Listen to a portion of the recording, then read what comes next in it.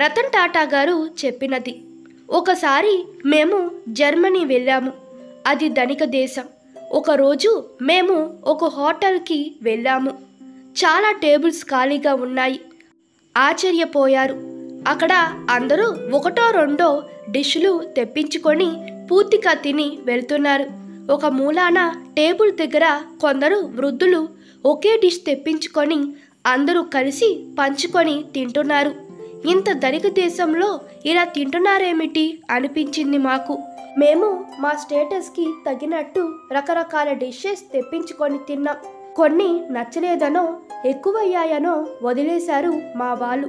తెప్పించుకున్న దాంట్లో 3వ వంతు వదిలేశారు మా వాళ్ళు. మేము లేచి వెళ్ళిపోతుంటే అక్కడ ఉన్న ఒక వృద్ధ మహిళ మా దగ్గరికి వచ్చి అలా వేస్ట్ చేయకూడదు అంది. మా ఫుడ్ మా ఇష్టమని మా వాళ్ళు కొంచెం రూడ్గా మాట్లాడారు. అందుకు ఆ గ్రూప్ అందరికి కోపం వచ్చింది. వెంటనే ఫోన్ తీసి ఎవరికో ఫోన్ చేసింది. పోలీసులు వచ్చారు. జరిగినది విన్నారు. 50 యూరోలు ఫైన్ వేశారు. మాకు చెల్లించి వచ్చాము. వాళ్ళు అన్నది డబ్బులు నీవి, కానిక్కడి రిసోర్స్ నీవి కావు, అందరివి. ఇంకొకడు తినవలసినది నువ్వు పాడు చేశావు.